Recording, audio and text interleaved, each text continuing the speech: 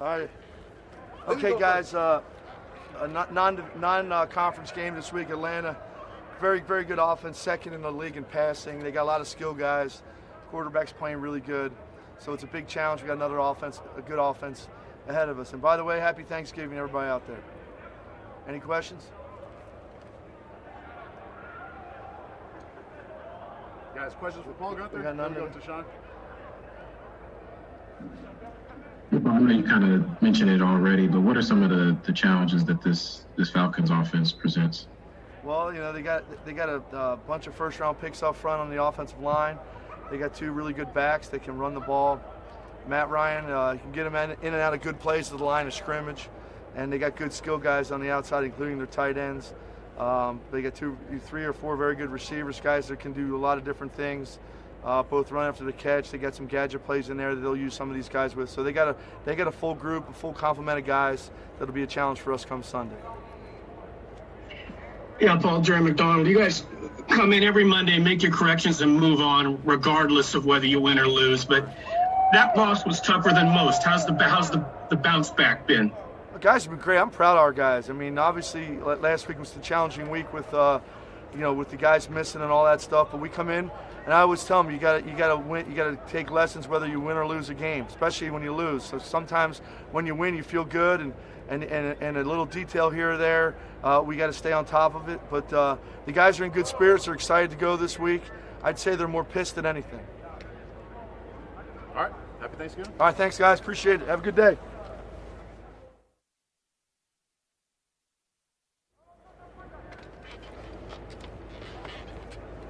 Okay, guys. Johnathan, Abram. We'll go to Sean first.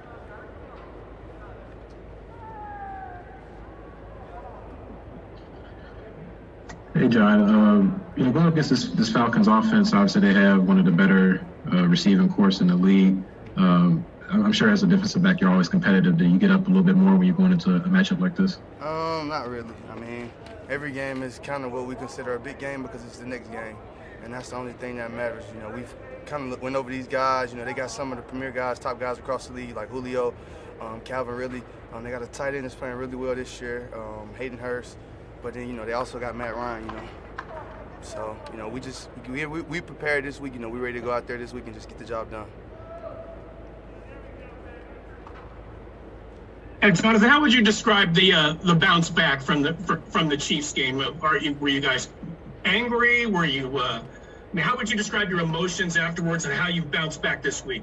I mean, of course, you know, everybody's pissed off. You know, it was a division game, you know, one that we definitely wanted, you know, coming off a tough week, you know, and, you know, it's the Kansas City Chiefs, you know, that's one we all wanted, you know, one we can't get back, you know, we just look forward, you know, we just have to go out there this week and each and every week, you know, moving forward to make sure we do our part. That way we get a chance to face those guys again, you know, that's all we can hope for. John, looking back at last week, how difficult was last week just for everybody in the building to try to go through and try to get ready for a game? I mean, it was pretty difficult. You know, it's a lot going on with the whole COVID protocols, but I mean, it's nothing that we haven't seen. You know, I've been on COVID protocol, the close contact list 3 times, so you know, I'm no stranger to it myself. But I mean, you know, we persevered through it. You know, we feel like we had a really great game plan. We went out. You know, we just didn't execute everything the way that it needed to be done, and you know, and it showed, and that's why we didn't get the W.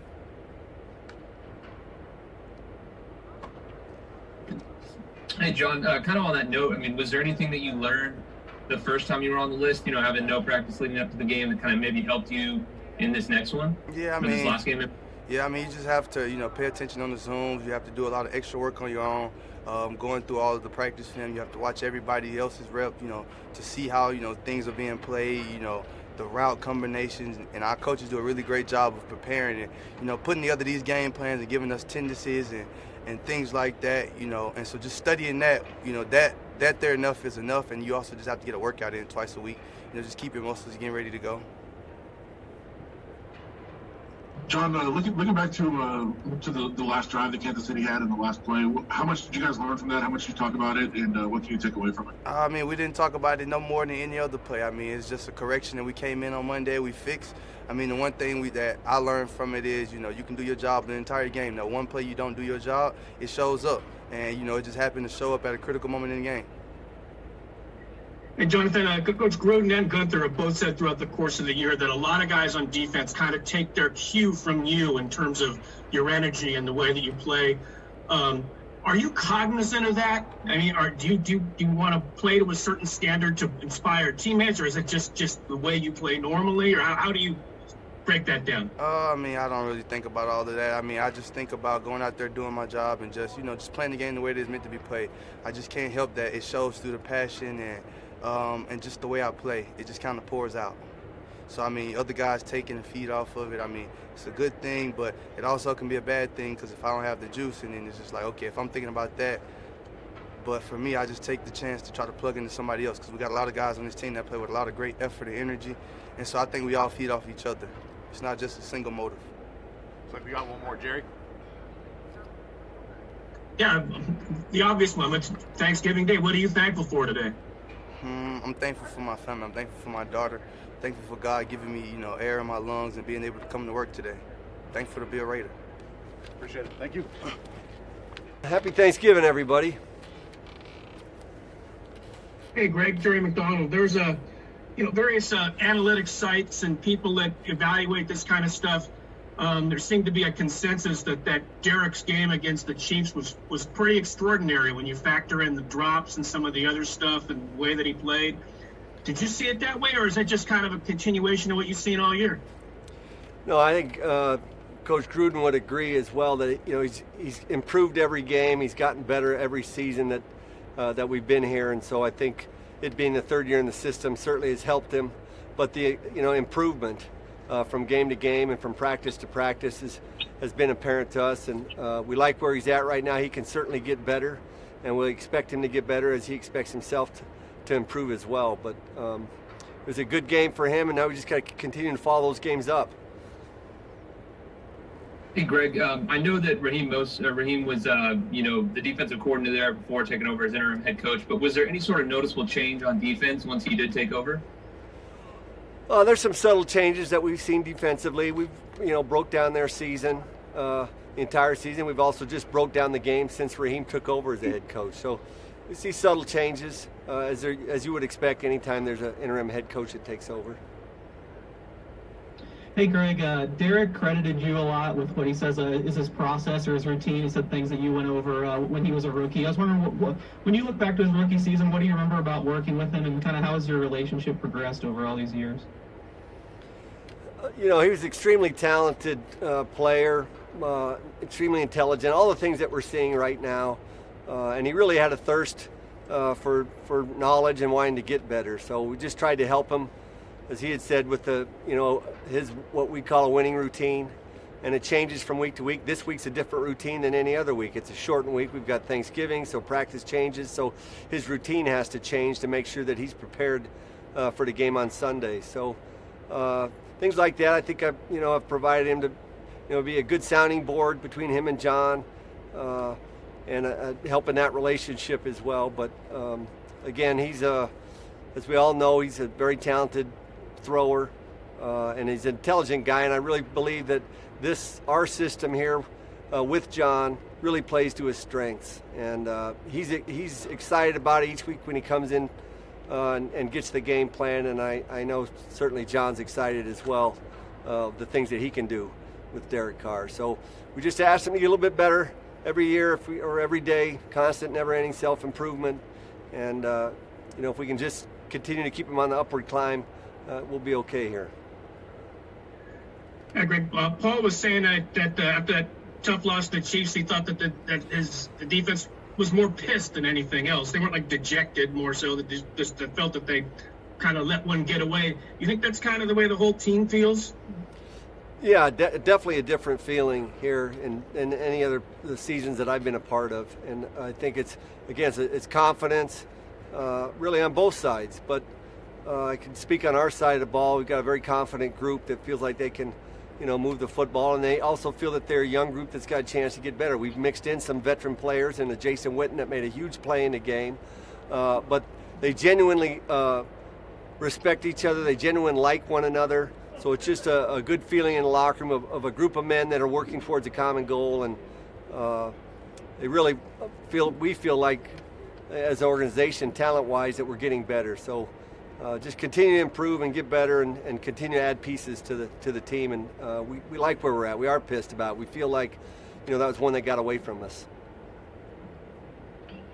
Greg, when you look at the entire season that Atlanta's played, can this be a team? Is it just as dangerous to prepare for a 3-win team as it is a 1-loss team like Kansas City, that you can't necessarily take lightly, considering its schedule, who it's lost to, and like I said, the close losses? How dangerous is it still preparing for a 3-win team? It's very dangerous. We like to talk. This isn't college football. This is the National Football League, and if you don't prepare every week, you will be embarrassed. And we try to obviously guard against that as coaches. And I think the more mature team you have, the more veteran-type players you have, the more you avoid those pitfalls of a quote trap game out there. But I think we have a mature team. They've prepared well this week with the shortened schedule. And we wouldn't expect anything less from them. But certainly every team is in the National Football League can beat any other team on any given Sunday. And so hopefully our players are mature enough to understand that.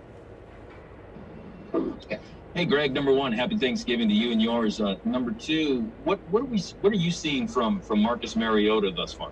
Ladies and gentlemen. Well, as you know, during the week and during the season, it's difficult for those backup quarterbacks to get repetitions. Derek takes every rep in practice for us, other than the show team for the defense against Paul's defense. So we split reps there between he and Nate Peterman, and that's the work that they're getting. We've done a little bit extra. We had a 7-on-7 yesterday, specifically really for Marcus and some of our young players, so both on the defensive secondary and the young wide receivers. So we continue to try and develop those guys so we get a chance to evaluate them here, especially as it becomes later in the season. So that's what we're seeing right now. It's a limited number of reps on a daily basis, but he's out here. We post practice, do a lot of drill work with both he and Nate. We take them through the script, the plays that they didn't get a run, obviously, because Derek's running them. So but he's come back from his injury. He's getting stronger. He's more balanced, and again, he's improving. And that's all we ask for from our guys is again the constant, never-ending self-improvement, and he's getting better. One more question, Adam. Coach, you mentioned the confidence of Derek and the offense in general. How much does that confidence, just the whole offense, build from one week to the next? How much can it propel you maybe to the next week? Well, it's certainly an emotional game, and when you get 10 games into the season, you've got a pretty good,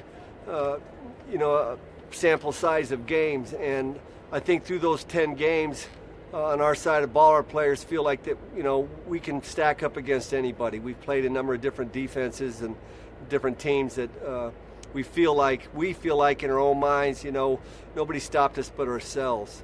And that's a good feeling. And so it is an emotional game, I think, from week to week when you have that energy and that confidence. Each week it does build. And as Paul had stated earlier, our guys are pissed. Or Jerry had said, our guys were pissed last week that we lost that game. They feel like we can match up against anybody right now. And we're getting guys healthier. We had Trent Brown, saw him out here today. So we've got a chance for guys to get healthy down the stretch. We'll do our best here to win this game against the Atlanta Falcons or put on a good offensive performance, and then we just want to get better the next week. But right now our focus is on Atlanta, and again, we've got a confidence group that is important. I think this far into the season, if you've been a part of a team that's got a 2-8 record at this point, it's difficult.